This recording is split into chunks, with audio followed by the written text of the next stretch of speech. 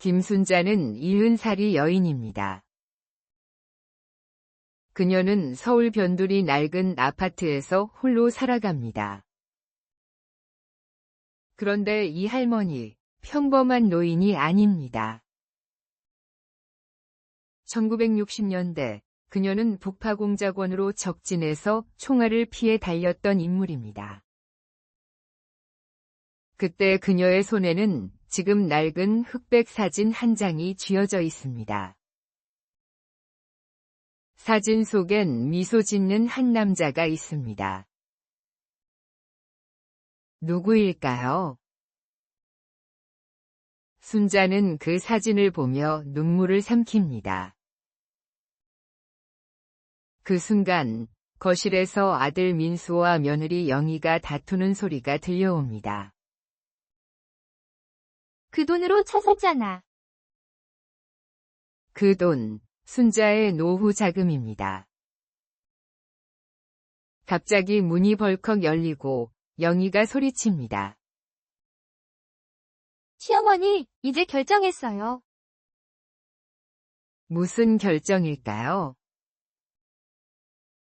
순자의 인생은 어디로 향할까요?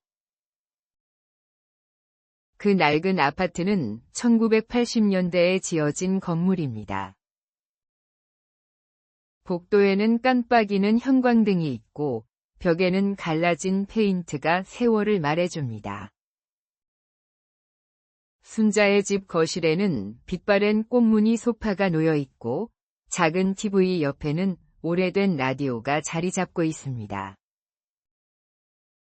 매일 아침, 그녀는 그 라디오에서 흘러나오는 트로트 음악을 들으며 하루를 시작합니다. 부엌에서 된장국을 끓이는 그녀의 손은 관절염으로 굽었지만 그 안에는 단단한 힘이 깃들어 있습니다. 허리가 살짝 굽은 그녀의 걸음걸이는 느리지만 묘하게 단호합니다. 이 여인은 단순한 할머니가 아닙니다. 젊은 시절 23세 나이에 얼어붙은 동해를 건너 적진에 잠입했던 북파공작원이었던 그녀입니다. 그 시절의 기억은 아직도 생생합니다. 어두운 밤, 차가운 물이 발목을 적시고 귀를 찢는 바람 속에서 그녀는 동료들과 함께 목숨을 걸었습니다. 총알이 빗발치는 가운데 동료를 구하며 살아남았던 순간 그녀의 눈에는 불꽃이 타올랐습니다. 하지만 이제 그 영광은 먼 과거입니다. 세상은 그녀가 누구였는지 잊어버린 듯합니다. 순자는 가끔 창밖을 바라보며 그때를 떠올립니다. 그러다 손에 든 낡은 흑백 사진을 내려다봅니다. 사진 속에는 젊은 그녀와 몇몇 동료들이 서 있고 그중 한 명이 미소를 짓고 있습니다. 그 남자는 누구일까요? 왜 지금 이 순간 떠오르는 걸까요? 순자는 사진을 서랍 깊숙이 넣고 한숨을 내쉽니다. 그녀의 인생에는 어떤 비밀이 숨겨져 있을까요? 그날 아침, 순자는 부엌에서 된장국을 끓이고 있습니다. 된장 냄새가 집안을 따뜻하게 채웁니다. 그러다 거실에서 민수와 영희의 목소리가 들려옵니다. 민수는 45세로 머리카락이 얇아지고 늘 피곤한 표정을 짓는 남자입니다. 최근 회사에서 승진했지만 그의 얼굴에는 불만이 더 큽니다. 영희는 42세로 날카로운 눈매와 화려한 옷차림이 돋보입니다. 그녀는 스마트폰을 들고 명품백 사진을 보며 웃습니다. 이거 봐, 친구들이 부러워 죽겠대. 그 명품백과 민수가 몰고 다니는 새 차는 순자가 20년간 모은 노후 자금 3천만 원으로 만들어졌습니다. 순자는 그 사실을 알고 있습니다. 몇 달 전 민수가 엄마, 사업 자금이 필요해. 이번만 도와주면 큰돈 벌게라며 애원했던 얼굴이 떠오릅니다. 엄마, 사업 자금이 필요해. 이번만 도와주면 큰돈 벌게. 그녀는 한숨을 쉬며 통장을 꺼냈고 그 돈은 곧 민수의 차와 영희의 가방으로 변했습니다. 순자는 된장국 그릇을 들고 거실로 나옵니다. 손이 살짝 떨립니다. 민수야, 영희야, 밥 먹어. 하지만 두 사람은 고개도 돌리지 않습니다. 엄마, 냄새나니까 부엌에서 먹어. 맞아요, 시어머니. 요즘 집값 떨어지면 큰일 나요. 손님 오면 창피하잖아요. 순자는 그릇을 든 채로 멈춰섭니다. 눈에 눈물이 고이지만 삼킵니다. 그 순간 북파공작원 시절이 스쳐갑니다. 적진에서 동료를 구하며 내가 여기서 죽을 순 없어라고 다짐했던 목소리가 들리는 듯합니다. 하지만 그녀는 아무 말 없이 부엌으로 돌아갑니다. 그릇을 내려놓고 손으로 얼굴을 감싸며 조용히 눈물을 흘립니다. 그날 밤, 순자는 방에서 이불을 뒤집었습니다. 손으로 입을 막아 소리가 새지 않게 하며 생각합니다. 내가 뭘 잘못했나? 나라를 위해 목숨을 걸었던 내가 왜 이렇게 살아야 하나? 하지만 그 질문에 답이 오기도 전에 다음 날 아침 더 큰 충격이 기다리고 있습니다. 아침 8시, 민수와 영희는 거실에 앉아 순자를 부릅니다. 민수는 손에 실버타운 팸플릿을 들고 어색한 미소를 짓습니다. 영희는 단호한 표정을 짓습니다. 무슨 일이 벌어질까요? 순자의 눈이 불안하게 흔들립니다. 엄마, 우리 결정했어. 실버타운에 가는 게 낫겠어. 여기서 같이 살면 우리도 힘들고 어머니도 불편하시잖아요. 순자는 믿을 수 없다는 눈으로 그들을 바라봅니다. 나를 쫓아내려고? 요즘 다들 그렇게 해. 거기 가면 편해. 짐 싸세요, 시어머니. 내일 차로 모셔다 드릴게요. 순자는 숨을 멈춥니다. 손이 주먹을 쥐지만 곧 풀어집니다. 그 순간 머릿속에 다시 그 사진이 떠오릅니다. 미소 짓던 그 동료는 누구였을까요? 왜 지금 이 순간 떠오르는 걸까요? 다음 날, 민수의 차 뒷좌석에 앉은 순자는 창밖을 바라봅니다. 차는 실버타운을 향해 달립니다. 손에는 작은 가방 하나가 들려 있고 그 안에는 낡은 사진이 들어 있습니다. 실버타운 문 앞에 도착하자 민수는 문을 열고 말합니다. 엄마, 잘 지내? 영희는 차 안에서 고개도 돌리지 않습니다. 차가 멀어지는 소리를 들으며 순자는 문 앞에 섭니다. 눈에 눈물이 맺히지만 이번엔 삼키지 않습니다. 눈물이 뺨을 타고 흐릅니다. 실버타운 문이 열리고 어두운 복도가 그녀를 맞이합니다. 이곳에서 어떤 운명이 기다리고 있을까요? 그리고 그녀의 과거는 무엇을 숨기고 있을까요? 김순자는 실버타운 문 앞에 서 있습니다. 문이 열리자 소독약 냄새와 먼지 섞인 공기가 그녀를 맞이합니다. 실버타운은 서울 외곽에 자리 잡은 회색빛 건물입니다. 창문마다 쇠창살이 달려 있고 입구에는 행복한 노후라는 간판이 허술하게 걸려 있습니다. 하지만 그 안은 전혀 행복과는 거리가 멉니다. 복도는 어둡고 벽에는 곰팡이 자국이 얼룩져 있습니다. 순자는 작은 가방을 들고 안으로 들어갑니다. 그녀의 발소리가 텅 빈 복도에 메아리칩니다. 입구에서 한 여자가 나타납니다. 실버타운 원장입니다. 50세쯤 된 이 여자는 짧은 머리에 날카로운 눈빛을 가지고 있습니다. 입술은 얇고 손에는 서류철을 들고 있습니다. 원장은 순자를 위아래로 훑어봅니다.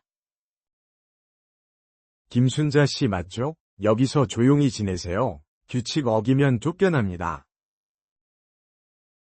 순자는 대답 없이 고개를 끄덕입니다. 그녀의 마음속에서 불안이 커집니다. 순자의 방은 2평 남짓한 공간입니다. 창문은 없고 벽에는 물때가 묻어 있습니다. 낡은 침대 위에는 얇은 이불이 던져져 있습니다. 구석에는 먼지가 쌓인 플라스틱 의자가 하나 있습니다. 순자는 가방을 내려놓고 침대에 앉습니다. 손으로 이불을 만지자 먼지가 풀풀 날립니다. 그녀는 한숨을 내쉽니다. 이곳이 감옥 같다는 생각이 듭니다. 그때 복도에서 신음소리가 들려옵니다. 옆방 할머니가 아파서 웁니다. 순자는 문을 열고 밖을 내다봅니다. 간호사 2명이 복도에 서서 수군거립니다. 한 명은 투덜거립니다. 다른 한 명은 맞장구 칩니다. 순자는 문을 닫고 다시 방으로 돌아옵니다. 그녀의 가슴이 답답해집니다. 다음 날 아침, 식당으로 불려간 순자는 플라스틱 쟁반에 담긴 밥을 받습니다. 밥은 식어 있고 된장국은 묽습니다. 반찬은 김치 몇 조각과 멸치 볶음뿐입니다. 순자는 숟가락을 들지만 입맛이 없습니다. 주변을 둘러봅니다. 식당에는 20명쯤 되는 노인들이 앉아 있습니다. 어떤 이는 멍하니 창밖을 보고 어떤 이는 손을 떨며 밥을 먹습니다. 그때 원장이 식당으로 들어옵니다. 여기선 내가 왕이에요. 불만 있으면 당장 나가세요. 순자는 고개를 숙이고 밥을 삼킵니다. 하지만 속으로 불쾌함이 치밀어 오릅니다. 며칠이 지나도 상황은 나아지지 않습니다. 순자는 매일 같은 일상을 반복합니다. 아침 7시에 기상 사이렌이 울립니다. 8시에 식당으로 끌려가 밥을 먹습니다. 오후에는 방에 갇혀 있습니다. 저녁 6시에 또 밥을 먹습니다. 밤 9시면 불이 꺼집니다. 간호사들은 노인들을 마치 물건 다루듯 합니다. 순자는 점점 숨이 막힙니다. 어느 날, 그녀는 식당에서 밥을 먹다 숟가락을 떨어뜨립니다. 간호사 한 명이 다가와 비웃습니다. 순자는 대답 없이 숟가락을 줍습니다. 하지만 그 순간 북파공작원 시절의 기억이 떠오릅니다. 철조망을 맨손으로 넘고 얼어붙은 강을 건넜던 그때의 그녀입니다. 내가 여기서 썩을 순 없다는 생각이 머릿속을 채웁니다. 그날 밤, 순자는 탈출을 결심합니다. 시계가 11시를 가리킵니다. 복도의 간호사 발소리가 멈춥니다. 그녀는 침대 시트를 찢어 밧줄로 만듭니다. 손이 찢어지고 피가 배어 나옵니다. 방에는 창문이 없지만 복도 끝에 작은 환기창이 있습니다. 순자는 문을 살짝 열고 복도로 나옵니다. 어둠 속에서 발소리를 죽이며 걷습니다. 환기창에 다다르자 그녀는 의자를 끌어다 놓고 올라섭니다. 창문 틈을 비집어 엽니다. 차가운 밤 공기가 얼굴을 스칩니다. 순자는 시트 밧줄을 창틀에 묶고 밖으로 몸을 던집니다. 다리에 쥐가 나고 손이 미끄러집니다. 하지만 그녀는 이를 악물고 내려옵니다. 마침내 땅에 닿습니다. 숨을 헐떡이며 골목을 뛰어갑니다. 자유입니다. 그러나 그 자유는 길거리에서 폐지를 줍는 삶으로 이어집니다. 순자는 낡은 점퍼를 입고 손에는 장갑을 낍니다. 시장 근처 골목에서 폐지를 줍니다. 행인들이 그녀를 지나칩니다.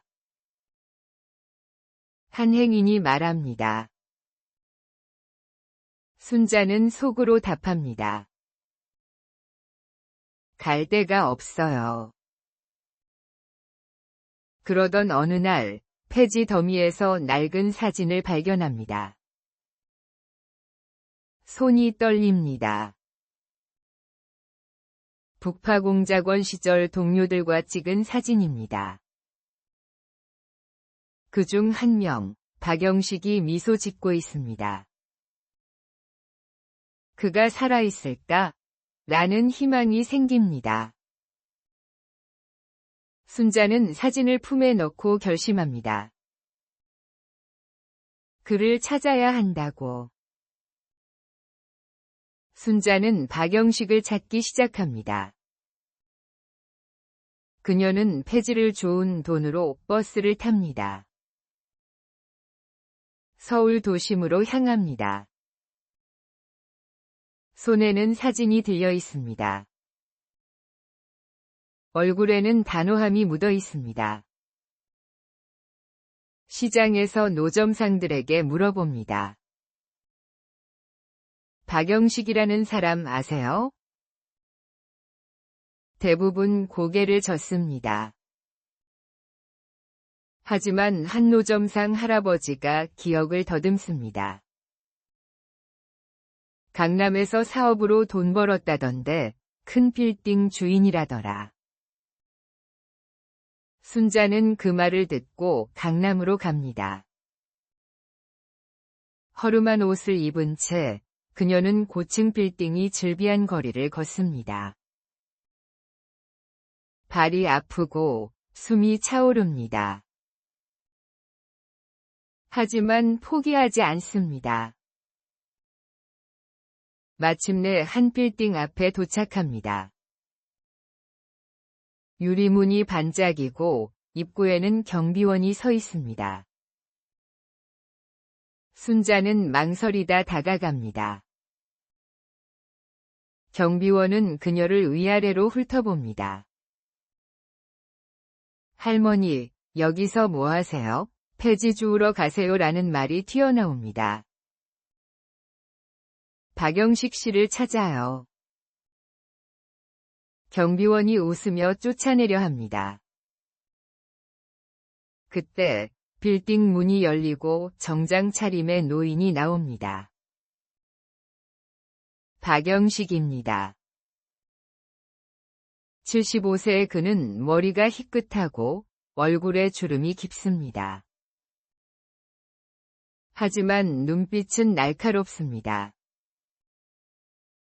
그는 순자를 보고 멈춰섭니다. 순자? 김순자야? 순자는 눈물을 삼키며 고개를 끄덕입니다. 영식의 사무실은 고급스러운 공간입니다. 벽에는 값비싼 그림이 걸려 있습니다. 책상은 반짝이는 원목으로 만들어졌습니다. 순자는 소파에 앉아 차를 마십니다. 영식은 그녀를 바라보며 지난 이야기를 꺼냅니다. 너 어디 있었어? 나라에서 우리에게 비밀 계좌 준 거 기억나? 보상금이었잖아. 순자는 놀랍니다. 그게 아직 있다고? 영식은 고개를 끄덕입니다. 내가 찾았는데 너 것도 남아있어. 10억이야. 순자는 숨을 멈춥니다. 손이 떨립니다. 영식은 변호사를 불러 계좌를 확인합니다. 은행에서 나온 서류를 보자 정말 10억이 있습니다. 순자는 백만장자가 됩니다. 그녀의 눈에서 눈물이 흐릅니다. 이제 내가 누구인지 보여줄 때다라는 결심이 생깁니다. 순자는 변신합니다. 허름한 옷을 벗고 짙은 감색 한복을 입습니다. 머리를 단정히 빗습니다. 변호사를 대동합니다. 그녀는 민수의 집으로 갑니다. 초인종을 누릅니다. 영희가 문을 엽니다. 영희는 놀라며 멈춰섭니다. 너희가 날 버렸지? 이제 내가 너희를 버릴 차례다. 민수가 달려나옵니다. 변호사가 서류를 내밉니다.